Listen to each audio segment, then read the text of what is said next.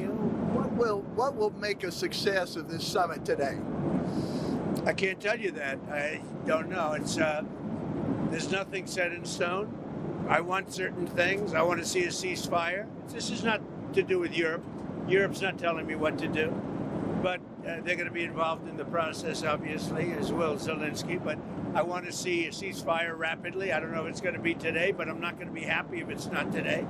Everyone said it can't be today, but I'm just saying I want the killing to stop. I'm in this to stop the killing. You know, we're not putting up any money. We're making money. They're buying our weapons, and we're sending them to NATO, and NATO's sending us big, beautiful checks. But that I don't care about that. I care about, it was a big factor when Biden spent $350 billion and got nothing. But what I do care about is they lost last week, 7,011 people were lost, almost all soldiers. 36 people in a town which got hit by a missile. But over 7,000 soldiers. It's crazy. Could you describe a little bit, Mr. President, because I know you've had a lot of phone calls with President Putin. What's the difference in a face-to-face, in-person meeting? Look, he's a smart guy, been doing it for a long time, but so have I. Been doing it for a long time. And here we are, we're president. That was much more difficult than what I'm doing today, believe me. So, we get along. There's a good respect level on both sides. And I think, something's going to come of it. I noticed he's bringing a lot of business people from Russia. And that's good. I like that because they want to do business, but they're not doing business until we get the war settled. Are you going to talk about business? We have the hottest country on earth. We have the hottest economy on earth. We have the hottest country. We just set a new stock market record again. We have hundreds of billions of dollars flowing in from tariffs. We're the hottest. We were a dead country, dead like doornails, a dead country. 1 year ago, we were dead as a doornail, and now we have the hottest country. And he wants a piece of that because his country is not hot economically. In fact, it's the opposite. And China's not doing well economically, but look, I want everybody to do well. The war's got to stop and the killing's got to stop. Mr. President, what do you stop? Thank you for coming back to take questions. We saw that Russia continued its violence into Ukraine last night, launching even more drones. What did you make of that? I think they're trying to negotiate. He's trying to set a stage. I mean, in his mind, that helps him make a better deal. It actually hurts him. But in his mind, that helps him make a better deal if they can continue the killing. Maybe it's a part of the world. Maybe it's just his fabric, his genes, his genetics. But he thinks that makes him, gives him strength in negotiating. I think it hurts him, but I'll be talking to him about it later. It's on the table for discussions today, Mr. President. Are the territorial swaps on the table? Will you be discussing that? They'll be discussed, but I've got to let Ukraine make that decision.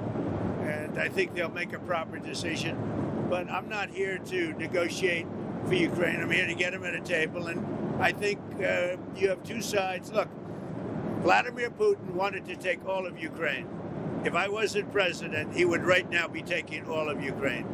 But he's not going to do it. Mr. President, what did you mean? Just one thing. What about the possibility of the United States providing security guarantees to Ukraine? Maybe.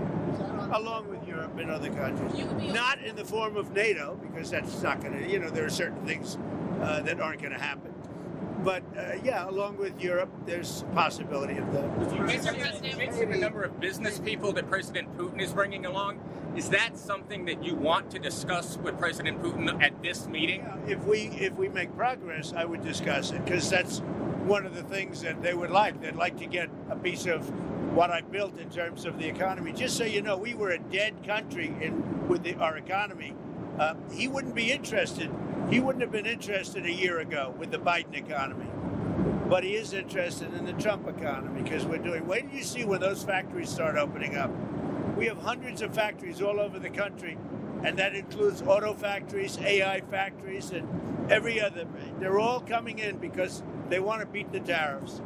Because if they open here, they don't have to pay tariffs. If they don't open here, they have to pay, in some cases, 200%, 300%. I haven't even set some of the tariffs yet. I'll be setting tariffs next week and the week after on steel and on, I would say, chips. Okay. Mr. President. Chips and semiconductors we'll be setting sometime next week, week after. What are you looking at? What rate? I'm going to have a rate that is going to be lower at the beginning. Then that gives them a chance to come in and build, and very high after a certain period of time. And if they don't build here, they have to pay a very high tariff, which doesn't work, so they'll come and build. Mr. President, hi. You had said earlier. I didn't see you over there. Isn't he a general? He's helping me out. He's a very nice. He's one of the few nice ones, actually. You had said earlier this week that Putin would face severe consequences if you get the sense from him that he's not interested. What do you mean by that? Economically severe. Yes, it will be very severe. I'm not doing this for my health, okay? I don't need it. I'd like to focus on our country, but I'm doing this to save a lot of lives. Yeah, very severe. Thank you very much, everybody.